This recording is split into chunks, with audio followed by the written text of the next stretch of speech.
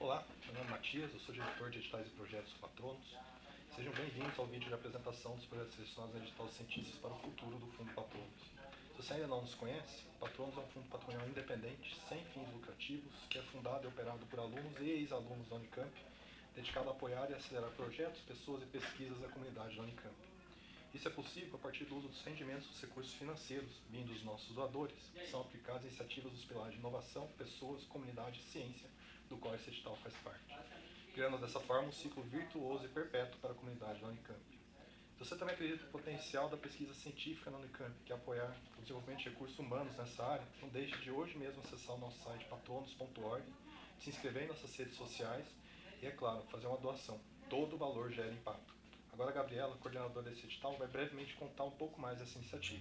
Oi, pessoal, meu nome é Gabriela, eu sou coordenadora do Pilar de Ciências do grupo de editais e projetos do Fundo Patronos e eu comecei a colaborar com o Patronos em dezembro de 2021. Eu também sou ex-aluna da Unicamp, sou da turma 011 da Engenharia Química e fiz o doutorado em EQ também. No final do ano passado, nós lançamos o primeiro edital do Programa de Bolsas de Verão 2023 do Patronos e a seguir nós vamos apresentar os projetos aprovados. Nós abrimos as inscrições no site, que vocês estão vendo aqui, e divulgamos para a comunidade da Unicamp, principalmente por e-mail. Para a seleção, nós fizemos uma avaliação dos projetos, tanto interna quanto externa, convidando docentes e pesquisadores para avaliar. E vocês vão conhecer a seguir as 3 professoras da Unicamp e os 3 alunos de graduação que foram selecionados. A gente espera que vocês gostem e conheçam um pouco mais das pesquisas de excelência desenvolvidas na Unicamp. Então, acho que eu iniciei a gravação, tá aparecendo para vocês também o símbolo da câmera? Sim. Tá. Então, beleza, gente. Vamos começar a dar início, então, à apresentação dos projetos para o Programa de Bolsas de Verão do Fundo Patronos 2023. Primeiro, a gente vai começar com um projeto que tem o título Desenvolvimento de Sistema para Aumentar a Ressecção Cirúrgica de Glioblastomas, em que a orientadora é a professora doutora Catarina Raposo Dias Carneiro, e a aluna de graduação é a Bianca Russani Andrade. Primeiro, para a gente iniciar a nossa conversa, professora, eu gostaria que a senhora fizesse uma apresentação breve, só falando, se apresentando novamente, falando um pouco da sua formação de atuação na Unicamp e algumas linhas de pesquisa e outras curiosidades que quiser falar. Obrigada, Gabriela. Então, meu nome é Catarina Raposo, eu sou professora aqui da Faculdade de Ciências Farmacêuticas da Unicamp. Eu trabalho há vários anos com veneno de artrópodes, principalmente de aranha. Então, essa é a linha mais forte, é o carro-chefe do laboratório. A gente busca, eu iniciei tentando compreender esses venenos, depois a gente foi indo por um caminho mais de farmacologia, então de farmacotécnica, desenvolvimento de fármaco, de formulação, identificação de moléculas que tivessem uma ação que a gente pudesse usar, né, na terapia farmacológica de doenças. E nesse caminho a gente acabou indo muito para o câncer. Então, o câncer, que é uma doença muito heterogênea, né, os tumores eles são muito diferentes entre eles, então é até difícil falar o câncer. E essas moléculas de veneno de aranha, elas têm mostrado ser muito ativas e com atividade, essa atividade, ela parece ser bastante relevante para a gente adicionar ferramentas para o tratamento de alguns tumores. E nesse caminho com os venenos, a gente fez muitas colaborações, né, a farmácia, esse desenvolvimento, assim, de fármacos é uma linha que a gente tem que envolver muitas pessoas, porque é muito amplo, é um mundo, né. E entre essas colaborações que a gente tem, a gente começou a conversar com um neurocirurgião lá da Santa Casa de São Paulo, e essa colaboração ela foi crescendo, foi fortalecendo, e faz muitos anos que eu tenho essa colaboração com ele.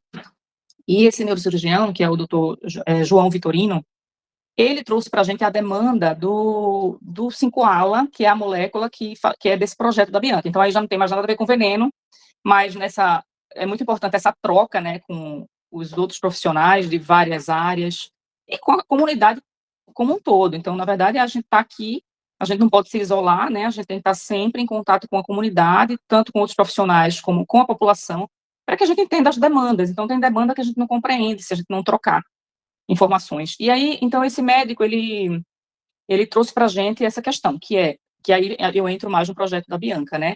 Ele é neurocirurgião, ele trabalha principalmente com cirurgia de tumores cerebrais, e dentre esses tumores, o glioma, ele é o mais comum. E os gliomas têm vários subtipos, né? E o glioblastoma, ele é o subtipo mais agressivo de todos. Então, o glioblastoma, ele As terapias que existem são muito limitadas, a sobrevida é muito curta, em torno de 15 meses depois do diagnóstico, em média, às vezes muito menos que isso. E existe essa molécula 5-ala que já é usada, principalmente na Europa, agora também a FDA aprovou, que é uma molécula que ela é usada como um traçador. Então, o médico ele administra por via oral para o paciente 4 horas antes da cirurgia, e a molécula ela vai principalmente ser metabolizada no tumor, e o metabólito, não a molécula em si, mas quando ela é metabolizada, tem um metabólito que floresce. Então, ela é metabolizada principalmente no tumor. E as células saudáveis, elas não conseguem metabolizar muito. E aí, o que acontece? O tumor, ele floresce. E se você tiver a ferramenta, né, então tiver a lupa com o filtro para conseguir ver essa fluorescência, o tumor ele fica fluorescente e isso facilita muito para o cirurgião conseguir tirar melhor as margens do tumor, conseguir ver as margens, porque o glioblastoma ele é muito infiltrado no tecido saudável. E o cirurgião ele tem muita dificuldade de ver o que é tecido saudável e o que é tumor. Então, ele não consegue ir muito nas margens, para quê? Porque ele não pode acabar removendo o tecido saudável. Isso pode trazer vários problemas para o paciente. Então, isso limita muito. E existe uma relação muito clara de quanto mais ele consegue remover do tumor, maior é a sobrevida e a qualidade de vida do paciente. Ou seja, se o tumor floresce, ele consegue retirar muito mais do que se ele não tiver essa ferramenta, né, da fluorescência. Só que essa molécula, esse fármaco, esse traçador, né, ele não é produzido no Brasil, não é ainda autorizado pela Anvisa, aprovado. Ele é produzido por uma farmacêutica alemã. Então, ele trouxe para a gente isso. Ele conseguiu, então, esse professor lá, esse médico lá da Santa Casa, ele desenvolveu um filtro, porque os filtros são caríssimos também para acoplar na lupa que eles usam. Ele desenvolveu um filtro que é barato para produzir e que acopla em qualquer microscópio, independente da marca. Então, esse é o filtro para ver a fluorescência. Então, ele tem o filtro, ele tem o treinamento para usar esse traçador, mas ele não tem o traçador. Então, foi aí que veio essa parceria para a gente desenvolver o traçador aqui, conseguir produzir, que é um aminoácido, fazer os testes, né, de segurança, de pureza, fazer testes in vitro e também in vivo em animais, né, modelo animal, para ter todo um caminho até chegar nos ensaios clínicos com os pacientes. Então, esse é o projeto que a Bianca está fazendo parte. A gente conseguiu produzir a molécula, ela já está bem purificada, e a gente está entrando agora nos testes em vivo com os animais.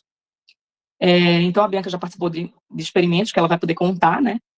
E assim, o meu interesse quando eu vi, né, o edital que é do fundo, né, o edital para submeter o projeto, eu tenho muito interesse em envolver pessoas nos projetos, porque eu acho que isso é muito legal Claro, ela vai passar pouco tempo, né, então são 2 meses, ela vai atuar muito mais auxiliando as pessoas que já estão envolvidas no projeto, é um projeto muito complexo, e a gente precisa de pessoas envolvidas, todo mundo que está ali tem um papel, ela não vai fazer nada sozinha, não tem como, mas vai fazer junto com a equipe, né, e isso é muito importante para quê? Para o aluno sentir, primeiro, de onde vem a pesquisa, né? Qual foi a necessidade que gerou essa pesquisa, porque a pesquisa vem de uma necessidade, que é uma necessidade da comunidade.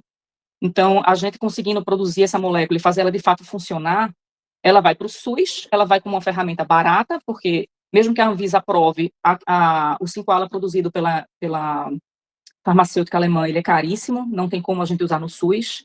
Então, é uma maneira da gente trazer uma ferramenta importantíssima, que vai melhorar a qualidade de vida do paciente, que tem um tumor que é uma sentença de morte, é um tumor muito agressivo, e isso junto com outras ações que a gente tem para desenvolver terapias para esse tumor. Então, o laboratório tem ido muito no caminho do glioblastoma, por isso que a gente acabou tendo várias frentes, né, para melhorar o tratamento dos glioblastomas. Então, a ideia é essa, a gente conseguir ferramentas acessíveis, que a gente possa incluir na rotina do SUS e que melhore a vida do paciente, de todos os pacientes, e não só daqueles que podem pagar por um tratamento caro, né?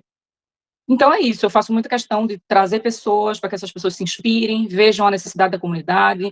A Bianca também participou esse final de semana de uma atividade de extensão, né, que a gente foi conhecer a comunidade de um assentamento. Então eu envolvo em muitas coisas para que exista essa sensibilização, né, essa compreensão do que a gente está fazendo aqui e para quem a gente está aqui, na verdade. Então, acho que é isso. Não sei se respondi, se vocês tiverem mais alguma questão. Respondeu sim, professora, obrigada. O projeto está bem claro, linkado com o Objetivo de Desenvolvimento Sustentável de Saúde, né?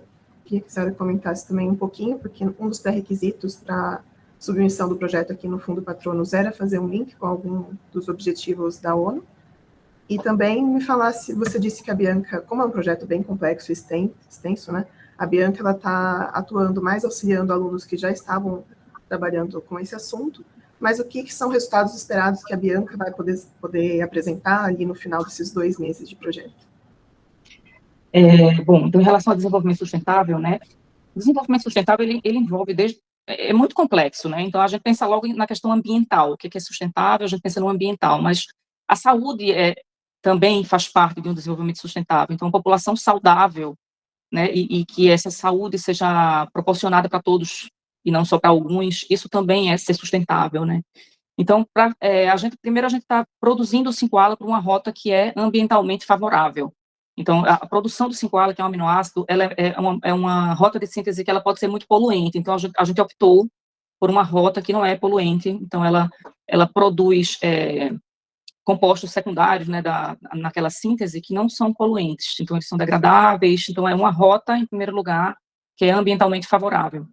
E, em segundo lugar, então, é uma maneira da gente proporcionar saúde de uma forma equilibrada e para todos, o que também se encaixa nos objetivos, né, de sustentabilidade da ONU. Então, acho que é por aí que a gente encaixou o projeto.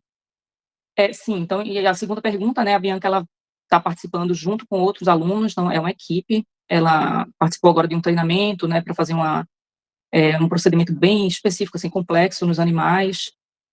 Acredito que não vai dar tempo dela testar o 5-ALA sintético, talvez dê, talvez não, não sei, mas ela vai conseguir testar o 5-ALA, que é o controle, né, o que já é produzido. Então, ela está participando bem da fase de padronização do método em vivo que a gente vai usar nos animais. Então, acho que ela vai conseguir apresentar essa padronização, que seria o quê? O desenvolvimento do tumor no cérebro dos animais, então, o desenvolvimento do modelo, que a gente precisa ter um tumor desenvolvido no cérebro dos animais para poder testar o sintético, né?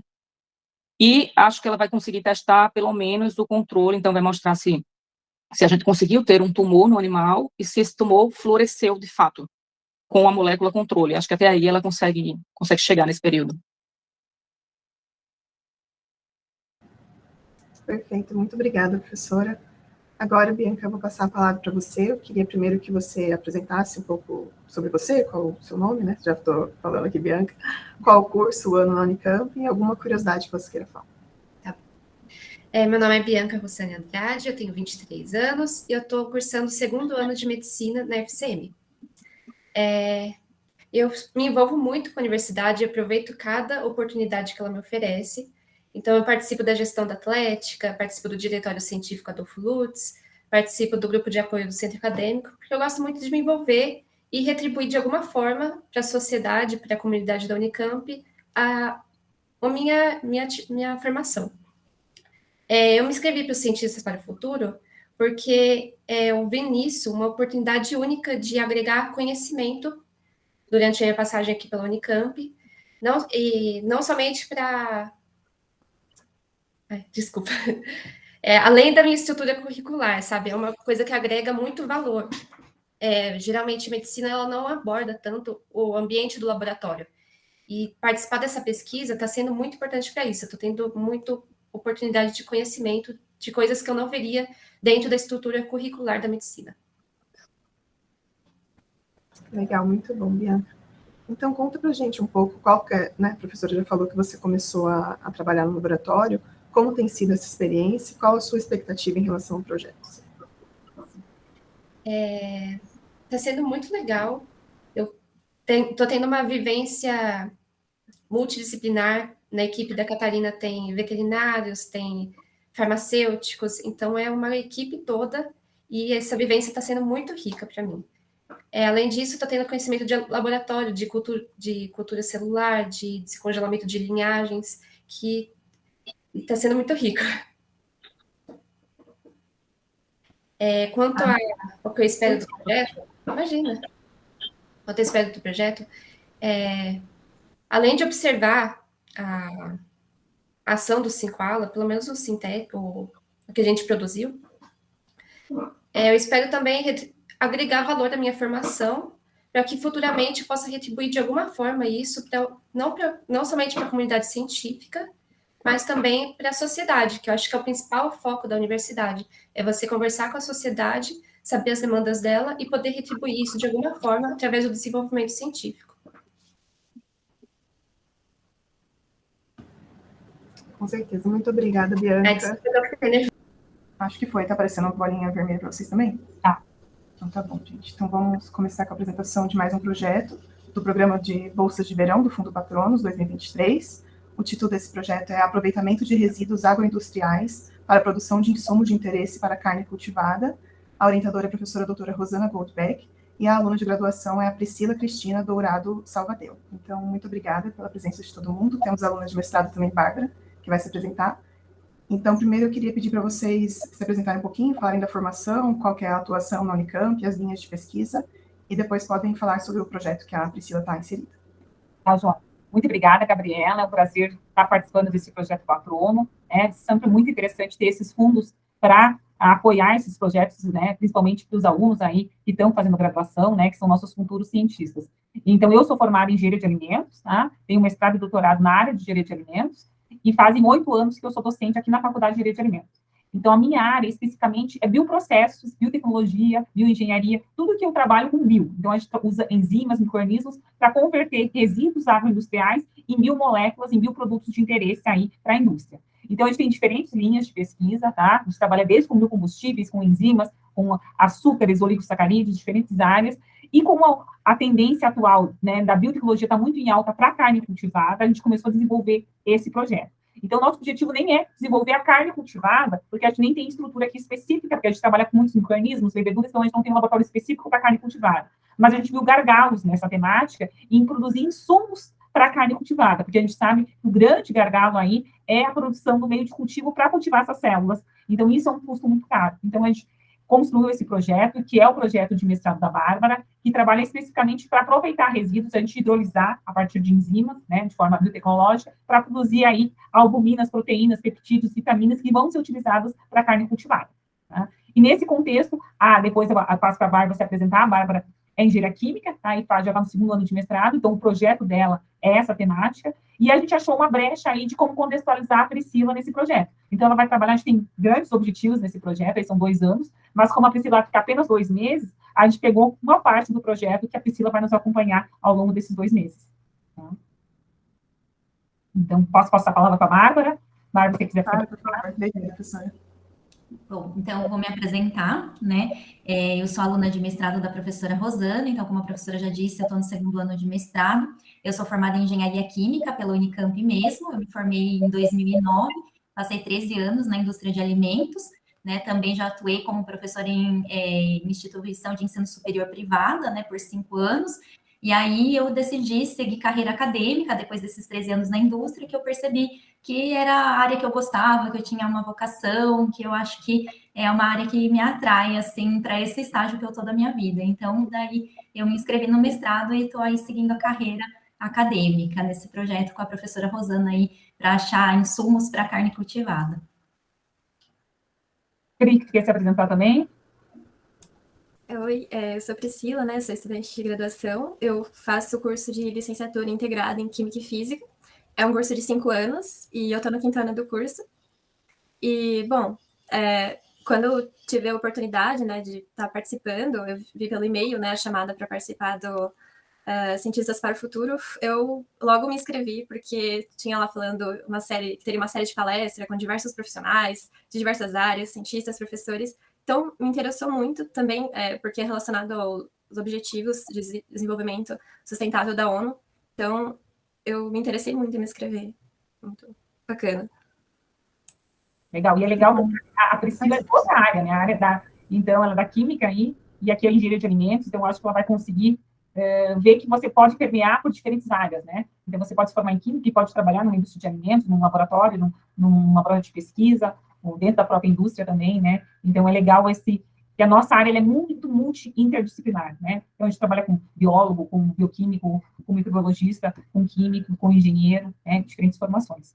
A gente preparou, Gabriela, a Bárbara pode abrir ali alguns slides para contextualizar o projeto, tá? e explicar um pouquinho essa temática aí. Então, acho que se a Bárbara quiser projetar aí, né? Como eu falei, é uma grande área, né? É uma coisa que está muito em alta, a gente tem empresas aí, JBS, BRF, diferentes indústrias que estão com promessas de produzir a carne cultivada, né? Daqui em 2030 já está produzindo aqui no Brasil em escala comercial. E a gente tem muitos gargalos ainda em relação ao custo disso, né? A gente sabe que em outros países, né, já vem sendo produzido, mas ainda o custo é uma coisa bastante que impacta para a gente, né? Nós somos um país subdesenvolvido, então, que hoje o consumo de carne é grande e é caro, então, como a gente suprir essas necessidades, a Bárbara vai falar aí das coisas, da questão também do abate, né? Como diminuir hoje uma grande preocupação é, né, a gente não, né, acabar com o abate, né? Tem essa preocupação de a gente não mais matar os animais, tem várias pegadas ecológicas, tem várias coisas por trás aí da carne cultivada, né? Mas, como eu falei, o nosso projeto especificamente não é produzir a carne cultivada, sim produzir insumos para tentar baratear esse custo desse processo, tá? Então, eu vou passar para a Bárbara ali, a Bárbara botou o título ali, é o projeto de mestrado dela, e nessa parte, esses 2 meses que a Priscila vai estar aí, vai estar acompanhando a Bárbara. Vocês veem minha apresentação, tá tudo ok? Sim. Ok, pode. Tá. Então, vou explicar um pouquinho do projeto, né? O meu projeto de mestrado, ele é hidrólise enzimática de resíduos agroindustriais para obtenção de insumos de interesse para carne cultivada, e o projeto da Priscila, que é o aproveitamento de resíduos agroindustriais para obtenção de insumos, está atrelado ao meu projeto de mestrado. Então, eu fiz uma breve apresentação, né, na qual eu vou fazer uma introdução para contextualizar um pouquinho o projeto, vou apresentar os objetivos, a metodologia que a gente vai trabalhar aí no projeto da Priscila, né, dos cientistas para o futuro, quais são os resultados esperados e coloquei as referências principais, né, utilizadas para a elaboração aí do projeto.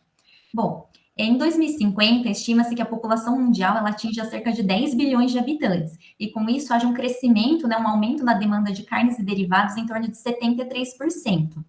Além disso, atualmente, né, as criações convencionais de animais, ela enfrenta problemas relacionados às questões ambientais, relacionadas ao consumo, ao uso de terra, consumo de água, consumo de energia elétrica, emissão dos gases de efeito estufa, né, o consumo de carne convencional também está relacionado a alguns problemas nutricionais devido ao consumo excessivo de gorduras animais, gerando problemas como diabetes, câncer, doenças cardiovasculares, né. Além disso, também está relacionada com a segurança alimentar no que diz respeito ao aparecimento de vírus, prions, ao consumo de antibióticos, hormônios e as divergências éticas relacionadas ao abate de animais. Então, todos esses fatores contribuem aí para que a indústria, os pesquisadores, cientistas e os próprios consumidores, eles busquem fontes alternativas de proteínas.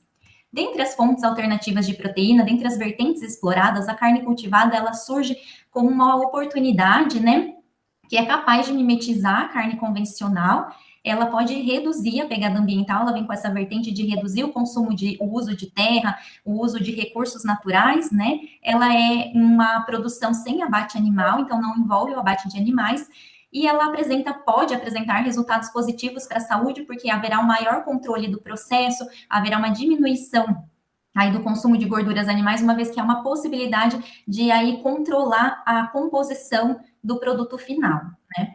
Mas o que vem a ser essa carne cultivada? A carne cultivada é a carne obtida a partir do crescimento de células em bioreatores. E atualmente esse processo ele envolve 4 fases. A primeira fase é a fase da biópsia celular, onde é retirada uma célula satélite, uma célula tronco dos animais, sem o abate desses animais, é só a retirada da célula, e essa célula vai para um crescimento inicial em laboratório. A segunda fase é uma fase de crescimento celular, né, de proliferação celular em bioreatores, com nutrientes e características específicas para o crescimento, para um aumento do desempenho celular, da cultura celular. A fase 3 é a maturação do tecido, ou seja, essas células elas vão passar por diferenciações celulares, por métodos de diferenciação, onde elas poderão se diferenciar das células troncos em células musculares ou células adiposas, né, a partir de características específicas de cultivo. E a quarta fase é uma fase de processamento do produto final, onde essas células elas vão ser configuradas para que elas possam performar em hambúrgueres, almôndegas, salsichas, ou mesmo carnes de corte, como bifes, tá? E a carne cultivada, apesar dela ser precedida aí pela engenharia genética da medicina, né, e pelos conhecimentos em biotecnologia, ela ainda na indústria de alimentos, ela enfrenta uma série de desafios. E esses desafios envolvem linhagens celulares que precisam ser geneticamente estáveis e favoráveis, os meios de cultivo para o crescimento dessas células que precisam ser de baixo custo e isentos de produtos de origem animal, os bioreatores que precisam ter alta capacidade de perfusão e de crescimento celular, tem uma capacidade adequada, né? E os scaffolds, que são os suportes que fazem a diferenciação celular, que precisam ser livres de produtos animais.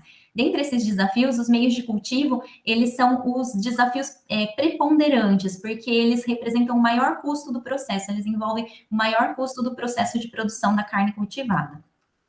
Então, o meio de cultivo, ele tem o maior custo, além disso, ele envolve componentes de origem animal. Hoje, na engenharia de tecidos da medicina, que tem esse crescimento de células animais mais fundamentado, o uso de soro fetal bovino é um suplemento universal para crescimento de células animais, né? E esse soro fetal bovino envolve a morte de fetos, né, para retirada desse sobrenadante do sangue. E esse soro, ele é rico em nutrientes, né, em componentes essenciais para o alto crescimento celular. Então, os meios de cultivo disponíveis hoje no mercado que não contêm componentes de origem animal, eles apresentam déficit de componentes críticos.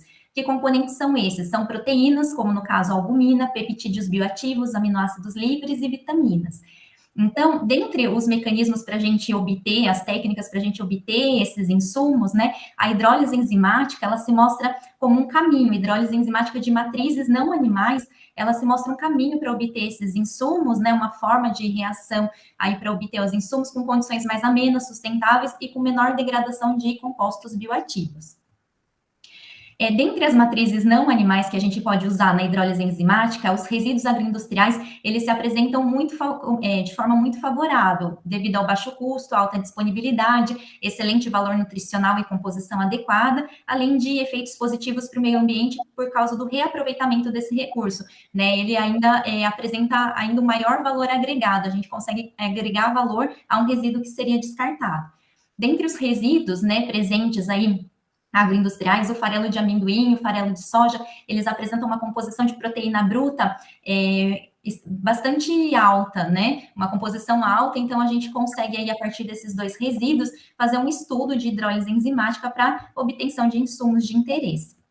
Então, os objetivos gerais desse projeto é otimizar a hidrólise enzimática de resíduos agroindustriais para obtenção de insumos de interesse que podem ser aplicados na produção de carne cultivada. Dentre os objetivos do desenvolvimento sustentável, o projeto está de acordo com o objetivo 2 de Fome Zero e Agricultura Sustentável, né, uma vez que a gente busca aí uma produção em larga escala de carne com menores custos que possam atender a maior demanda populacional, né, e a agricultura sustentável quando a gente faz um reaproveitamento dos resíduos agroindustriais. Então, está de acordo com o objetivo 3 de saúde e bem-estar, uma vez que a gente consegue ter um controle maior do processo, a gente vai ter um produto carne final com condições melhores, né, de saúde, de segurança, em termos nutricionais e em termos de segurança alimentar para os consumidores. E o objetivo 13, ação contra a mudança global do clima, quando a gente diz que a carne sustentável ela vem com uma tecnologia, com um processo que busca reduzir a pegada ambiental, a gente atua, né, nessa ação contra a mudança global. A metodologia que vai ser estudada, né, nesse projeto Cientistas para o Futuro, ela faz parte da minha linha de pesquisa do meu projeto de mestrado, né? Então, ela está atrelada a etapas anteriores, onde eu já estudei matrizes residuais, e dentre elas o farelo de soja e o farelo de amendoim, né? Fiz extrações de outras, de proteínas desses resíduos, né? E hoje, nesse projeto, essa matriz residual da extração proteica, ela vai ser estudada numa hidrólise enzimática com uma protease, que é a alcalase, para otimização das condições de hidrólise. Então, a gente vai estudar variáveis como temperatura, pH, relação enzima-substrato, para a gente obter uma condição ótima de hidrólise e para obter um hidrolisado otimizado, a fim de chegar nos insumos de interesse que podem aí suplementar os meios de cultivo para carne cultivada. Esses hidrolisados posteriormente serão caracterizados e terão uma análise comparativa com o soro fetal bovino.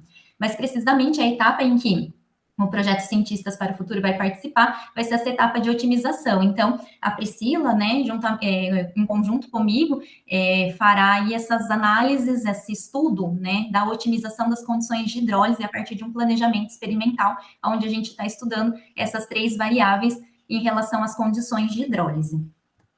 Bom, o resultado a gente busca a partir dessa condição ótima de hidrólise, né, obter insumos de interesse que sejam proteínas, peptídeos bioativos, aminoácidos livres, vitaminas, ou seja, componentes que sejam livres de derivados animais, que possam contribuir para o alto desempenho, alto crescimento celular, né, no meio de cultivo, que minimizem os custos de processo, uma vez que o meio de cultura é um dos componentes mais caros do processo da carne cultivada, e que contribuam para a redução da pegada ambiental. As referências que a gente usou no projeto e o agradecimento aí. Obrigada, Bárbara. É isso mesmo. Então, Gabriela, como eu falei, uma linha de pesquisa que a gente está iniciando aqui. A Bárbara já está 1 ano já nesse projeto aí, está terminando agora o mestrado, então ela tem mais meio ano para finalizar. Então, a gente contextualizou a Priscila aí em alguma etapa, né, que falta ainda fazer. Então, a gente já fez testes preliminares, a gente já quantificou essas biomassas, a gente já fez testes preliminares, a gente já determinou qual a melhor enzima, né, qual o melhor resíduo, e agora a gente vai fazer a condição de otimização, né, e depois, logo que a Priscila sair, que ela vai conseguir acompanhar toda a parte, depois ainda tem uma análise técnico-econômica para comparar se vai ser viável mesmo, né, porque o nosso objetivo é diminuir o custo. Então, a gente usa esses resíduos para diminuir o custo do meio de cultivo que é utilizado hoje para carne cultivada. Né? Então, nesse sentido que é o nosso projeto. Não sei se tem dúvidas, se tem alguma esclarecimentos. Não, perfeito, professora, deu para entender certinho mesmo. Eu ia até perguntar antes as ODS que estão relacionadas e os resultados esperados, então acho que a Bárbara já explicou bastante, está bem claro.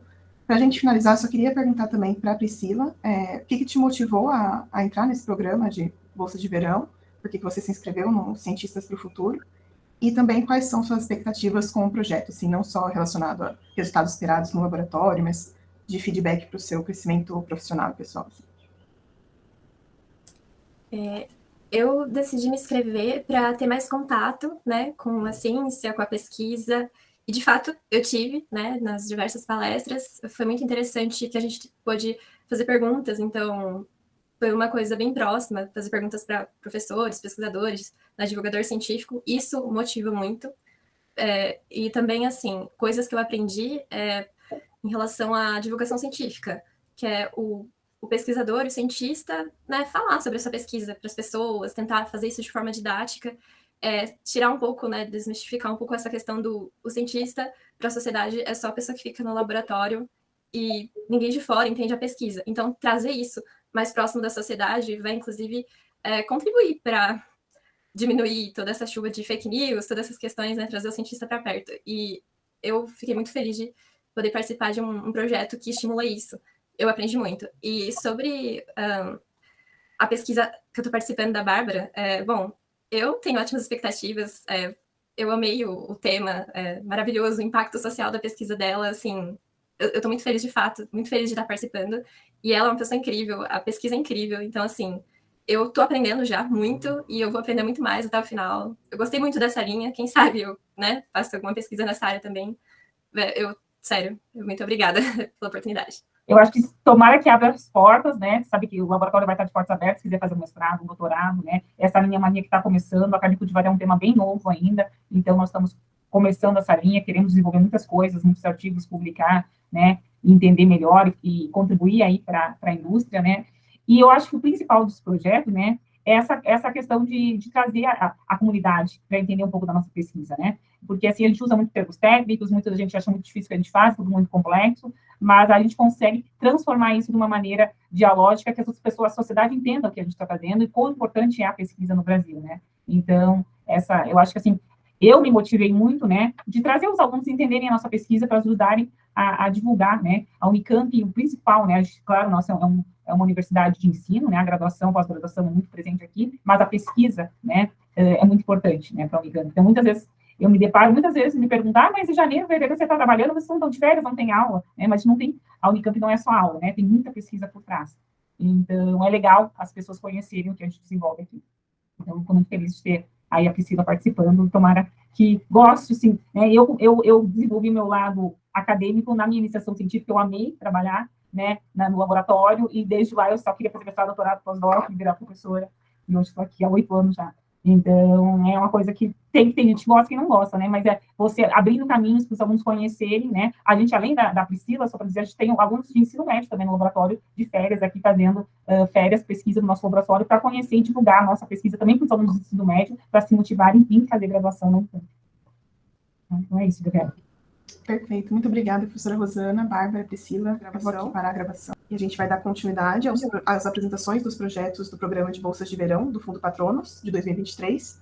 Agora a gente vai apresentar o projeto que tem o título Implementação de uma ferramenta para a construção de redes de coexpressão gênica em forrageiras tropicais, em que a orientadora é a professora doutora Nete Pereira de Souza, e o aluno de graduação é o Nicolas Gabriel Santana Ramos de Souza. Então, professora Nete, obrigada pela presença. Se quiser começar a sua apresentação, fique à vontade.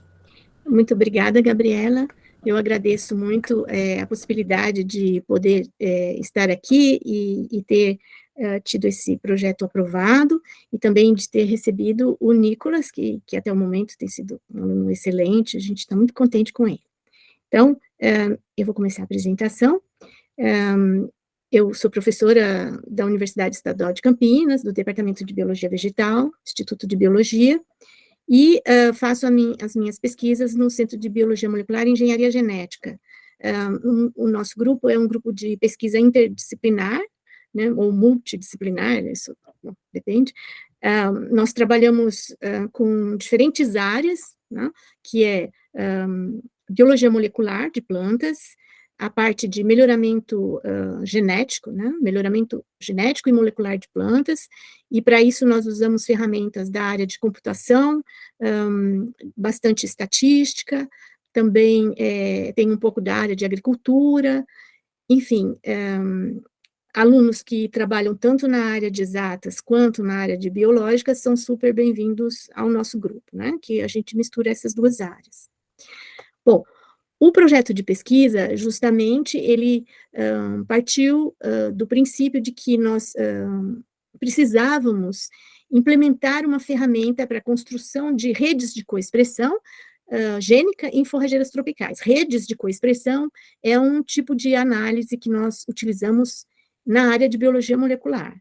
E, no entanto, para nós podermos fazer com que os alunos usem isso de uma maneira mais simples, que tenha maior rapidez no aprendizado e também efetividade no uso dessas redes, nós apresentamos como projeto justamente implementar uma ferramenta computacional que possa facilitar a construção dessas redes de coexpressão gênica.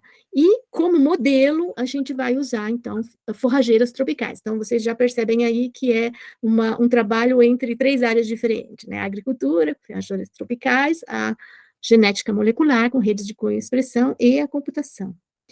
Bom, por que esse trabalho de redes de coexpressão tem importância, né, para a construção desse projeto, né? É justamente na alimentação e na sustentabilidade atualmente tão importante na área de melhoramento de plantas, né? Se nós olharmos aqui nesse gráfico, a gente vai observar, né, que nós temos um crescimento grande, né, da população mundial e, ao mesmo tempo, a taxa de crescimento, né, de alimentos não está assim tão grande, né? Isso significa que vai chegar uma hora que nós não teremos alimentos para todo mundo, né?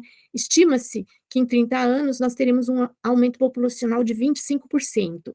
E existem estimativas de que nós teremos que aumentar a produção de alimentos para daqui a 50 anos, em 70% do que a gente produz hoje, aumentar mais 70%. Né? Então, nós buscamos alternativas usando ferramentas da biologia molecular, do melhoramento da estatística, usando ferramentas novas para obter um melhoramento de alimentos mais de produção, né, que leva o melhoramento de alimentos, leva ao aumento da produção de alimentos, aumento da qualidade do alimento, diminuição do consumo de adubos, enfim, para obter um alimento melhor, mais barato, em maior quantidade e mais rapidamente, nós fazemos, então, melhoramento de plantas, aplicando ferramentas como biologia molecular, estatística e computação hoje em dia, né? Então, as previsões comparativas das taxas de crescimento populacional e alimentar, de acordo com Thomas Malthus, né, elas levam a um entendimento de que vai chegar um momento em que vai crescer mais a população do que a produção de alimentos.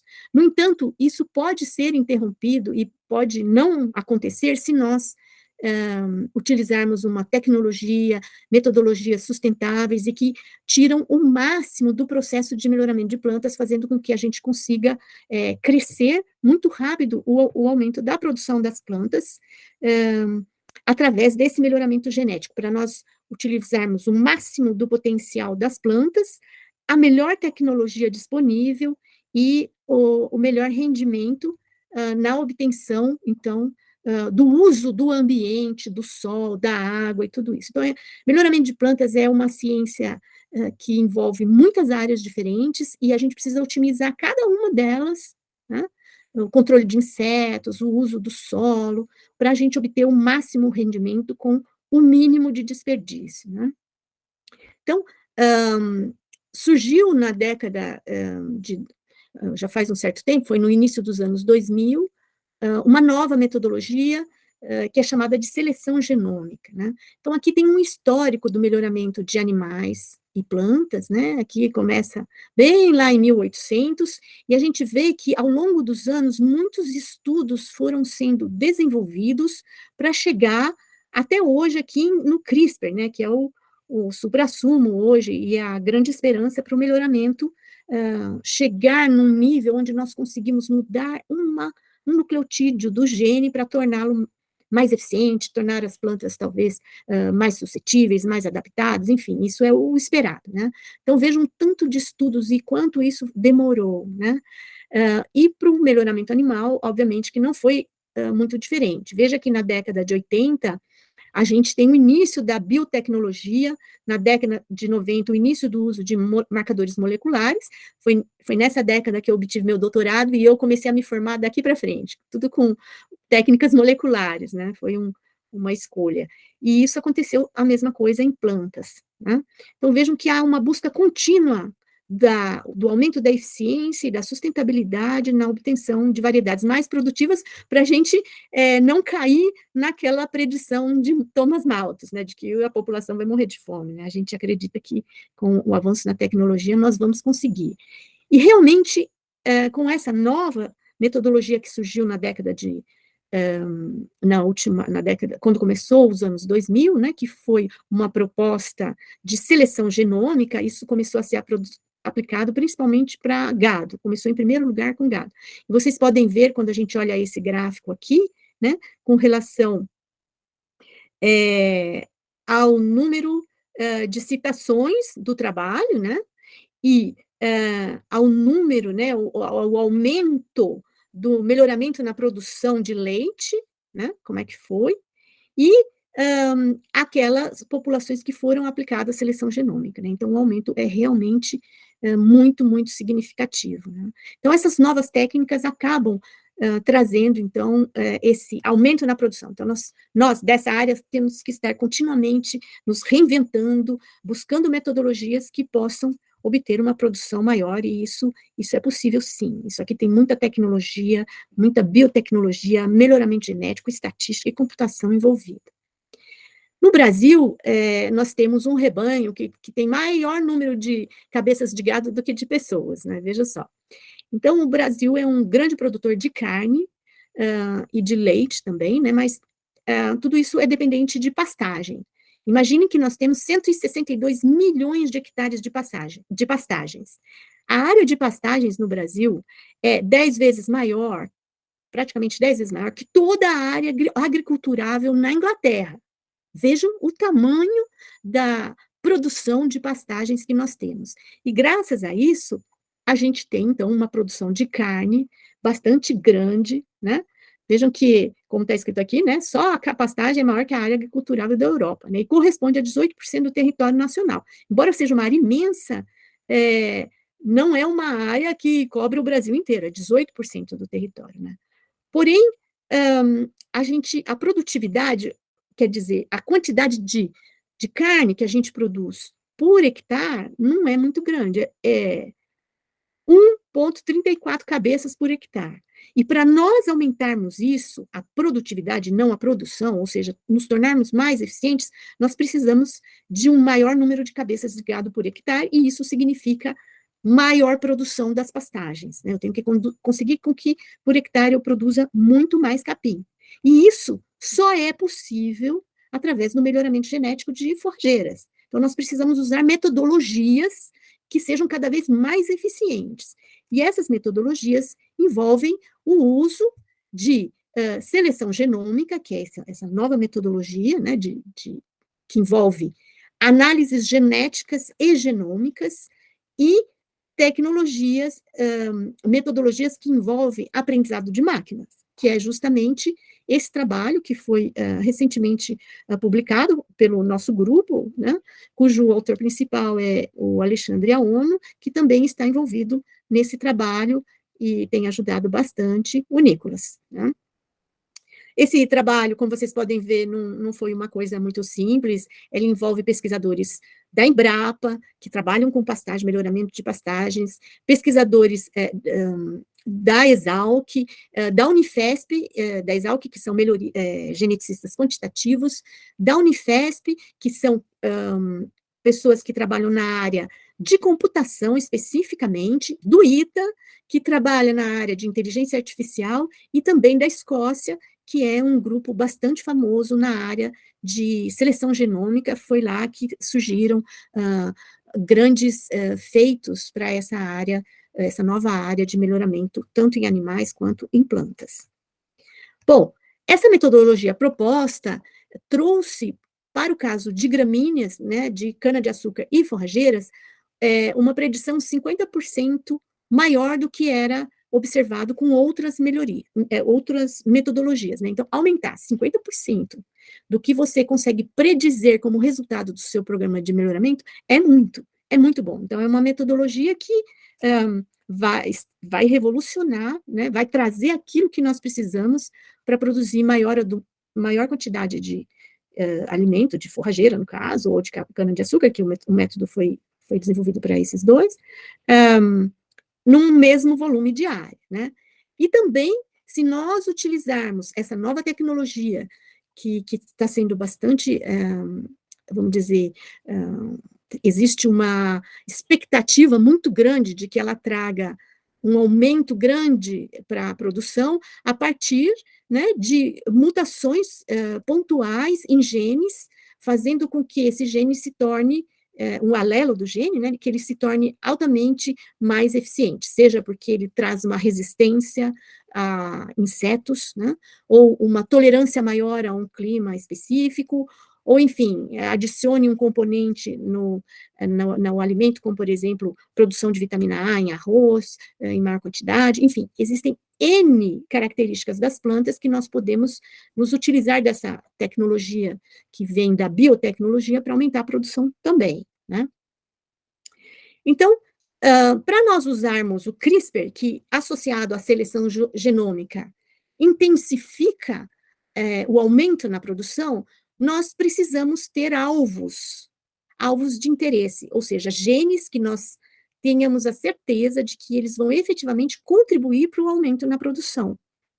Porque é um esforço grande fazer toda essa metodologia de pegar esse gene, substituir um nucleotídeo dele, né, e colocá-lo na planta novamente para que ele possa, ou mutá-lo dentro da planta para que ele possa trazer esse benefício. E nós temos desenvolvido no laboratório a metodologia de encontrar esses genes, não de fazer o CRISPR, mas de disponibilizar um conjunto de genes que sejam de grande interesse para o aumento da produção de alimentos, né? E aqui tem um artigo para exemplificar para vocês, né, onde a gente trouxe vários genes de interesse para serem modificados, estudados, para trazer a resistência a uma cigarrinha que é extremamente danosa às forrageiras e diminui muito a produção dela, né, no campo. Então, esses genes, geralmente, eles estão localizados em cromossomos, né, são alelos que trazem a resistência. O gene tem alelos que não trazem resistência e outros que trazem resistência. Então, esses genes de resistência, no caso do estudo que nós fizemos, nós encontramos uma região onde eles estão concentrados, né, que são, QTL é uma sigla que indica uma região onde nós temos um conjunto de genes do nosso interesse. No caso, o interesse é genes de resistência à cigarrinha de pastagens. Então, uma vez que nós temos esses genes aqui, nós podemos selecionar plantas com esses genes e nós podemos também fazer modificação nesses genes para que eles se tornem ainda mais interessantes e tragam maior resistência à cigarrinha. E, para isso, além de identificar esses genes, nós precisamos ter um trabalho que se chama análise da coexpressão gênica, né? Ou seja, aqueles genes que estão todos envolvidos em um processo único, que um ajuda o outro para levar uma característica de interesse. No caso passado, que eu mostrei para vocês, nós podemos usar análise de coexpressão gênica associada a genes de interesse para resistência à cigarrinha. Aqui, nesse caso, nós fizemos um estudo de análise de coexpressão de genes no transcriptoma, né, que é a expressão daquele gene, o quanto ele está funcionando na célula, para identificar genes relacionados a uma característica muito importante em forrageiras também, aqui no caso é outro tipo de forrageira, né, é páspano, que inclusive é nativo aqui do Brasil, que é a capacidade da planta produzir sementes sem cruzamento, que originam uma planta idêntica a ela. Isso é extremamente importante para gramíneas forrageiras, né? Você planta as gramíneas e elas continuam produzindo semente, produzem muita semente, todas produzem plantas idênticas a ela. Então, é maravilhoso isso, né? Então, aqui nós temos essas redes de coexpressão mostrada de uma forma ilustrativa, uma figura muito bonita aqui, né? Isso aí tudo é feito com análises computacionais, onde a gente consegue identificar grupos por cores diferentes, e cada um desses grupos é um conjunto de genes que está trabalhando junto, eles estão juntos, um é ligado ao outro, né? Então, as relações entre esses genes, né, gene 1 e gene 2, indica o quanto o gene 1 influencia na ação do gene 2, né?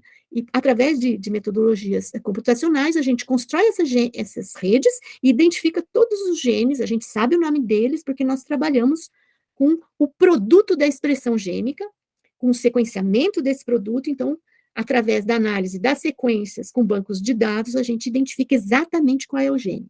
E aplicando essa técnica de rede de coexpressão gênica, a gente descobre as relações entre eles e decide qual o melhor gene que a gente pode mutar para fazer através de CRISPR, para aumentar a produção, ou a resistência, ou enfim, a característica que nos interessa, né?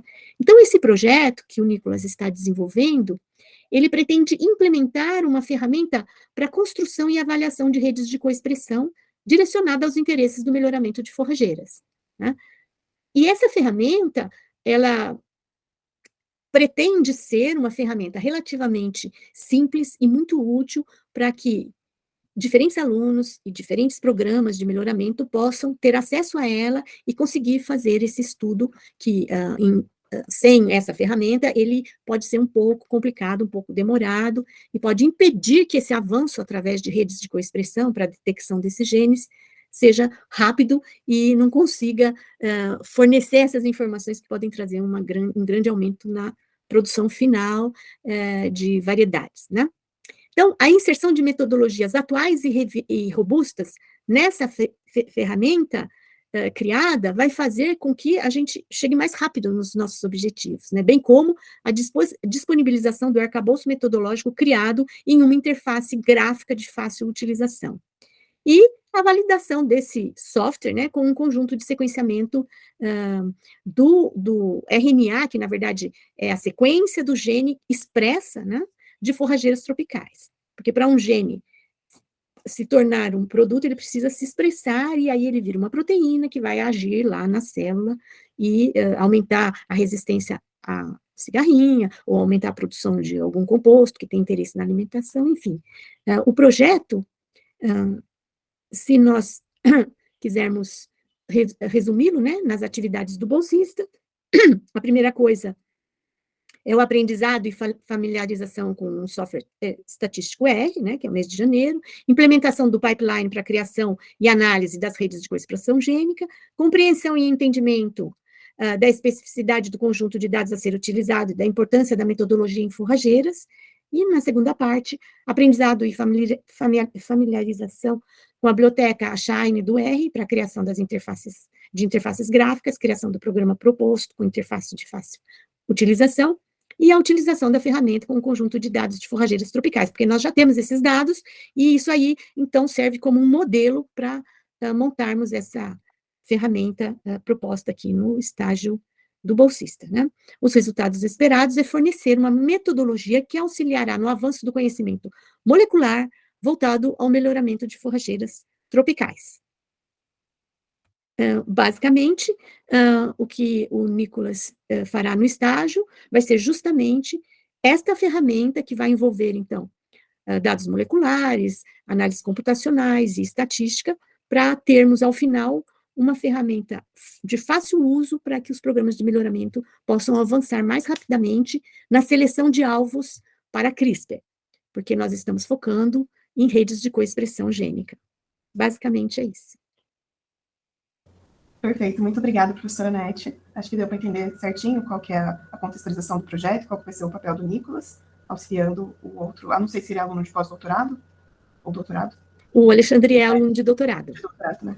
Ele é formado em computação, em ciência da computação, e trabalha depois ele veio para o grupo, aprendeu a parte de melhoramento, biologia molecular, que ele precisava, e agora ele junta essas duas coisas, assim. Muito bom, muito legal. Muito obrigada, professora. Se quiser, pode parar de apresentar os slides. Ok, eu vou sair, então.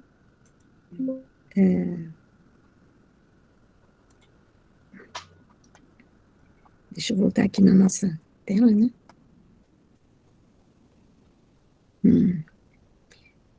Deixa eu sair. Pronto. Ótimo. Agora, Nicolas, eu queria saber um pouquinho de você, então, sobre o curso que você faz, qual o ano, alguma curiosidade que você quiser contar sobre esse tempo na Unicamp. Eu posso apresentar aqui os slides? Não, por favor. Nos slides já está incluído aquelas perguntas que eu tinha mencionado? Tá sim. Então eu esqueci eu não sei se era para ter mandado um e-mail antes. Não tem problema, não. Esqueci.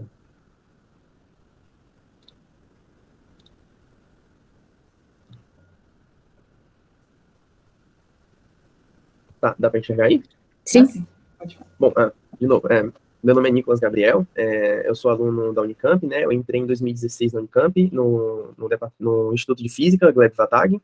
Eu entrei pelo curso que é chamado de cursão, né? Que lá são 10 cursos juntos, e aí depois de um tempo você escolhe qual saída que você faz. E aí a primeira saída que eu escolhi foi o bacharel de Física, com ênfase em Física Biomédica, né? Porque era um curso bastante interdisciplinar, e eu sempre gostei muito de me integrar várias áreas, assim, então achei um curso bem divertido. E atualmente eu estou cursando a licenciatura, basicamente, assim que eu acabei o bacharel, eu já comecei a licenciatura também, eu estou finalizando a licenciatura aqui. Uma das curiosidades que eu gosto sempre de falar é que eu escolhi ser cientista quando eu tinha 7 anos de idade. Eu estava brincando de boneco com um primo meu, e daí a gente sempre criava um roteirozinho antes de brincar, né, para a gente saber qual é a história que ia contar. E aí, nessa história, ele falou assim, vai ter um cientista. Aí eu fiquei encucado com essa palavra, eu perguntei, mas o que é isso, primo? Aí ele falou, cientista é uma pessoa que descobre coisas e inventa coisa nova. Aí eu falei, caramba, que genial, isso é tudo que eu quero fazer, eu adoro isso, criança, né, muito curiosa sempre, eu sempre gosto de repetir o que o Carl Sagan sempre fala, que toda criança é um cientista nato, né? Então eu gosto muito dessa ideia de descobrir coisas novas, e eu fiquei com essa palavra na minha mente, e foi aí a minha vida inteira estou buscando isso até hoje, né? A gente vai aí nessa jornada para tentar ser um cientista.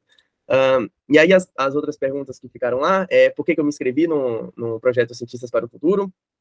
Primeiro, de novo, eu quero muito ser um cientista, estou aí fazendo tudo que eu consigo para conseguir fazer isso, e eu vi o edital do projeto, tinha propostas muito interessantes, né, de conhecer o meio acadêmico, tinha vários workshops, coisas, digamos assim, habilidades que um cientista pode aprender, né, para desenvolver melhor, para conseguir fazer um trabalho interessante. Então, eu me inscrevi no projeto, achei muito interessante, eu vi que tinha essa oportunidade da bolsa, né, e fui agraciado, fiquei muito feliz com isso. E aí eu sempre botei aqui a foto do Richard Feynman, que é uma das minhas grandes inspirações na física, né, o Richard Feynman, ele ajudou a desenvolver a parte de cromodinâmica quântica também, né, em várias outras coisas, e também ele era muito conhecido por ser um excelente professor, né, então isso também é uma das coisas que eu mais gosto, porque ele sempre fala que quando você aprender um assunto, você tem que conseguir explicar isso de uma forma que qualquer pessoa entenda, aí você de fato aprendeu um assunto. Então eu gosto bastante dessa inspiração que eu tenho, e a expectativa para o projeto, né, é basicamente a parte da programação. Eu aprendi a programar na faculdade, né, no ensino médio eu nunca tive experiência com isso, nem sabia direito como funcionava. Quando eu cheguei na faculdade eu descobri esse mundo da programação, e eu também achei muito interessante. Aí eu vi que o projeto está alinhado com isso, né, de fazer uma ferramenta, a linguagem R eu nunca tinha trabalhado antes, mas já estou me inteirando nela, já estou aprendendo as outras coisas, estou também aprendendo a parte da biologia, né, que assim, eu sei um pouquinho lá, que eu estudei no meu bacharel, mas A parte da biologia, o grupo da professora Nete é muito diverso, tem gente da química, da agronomia, tem gente de todo lugar, e eu achei isso muito interessante.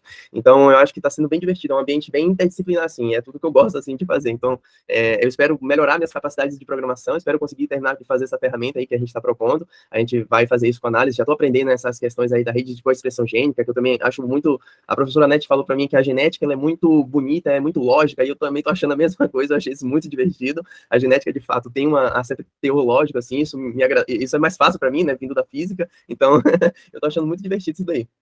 Eu acho que é isso.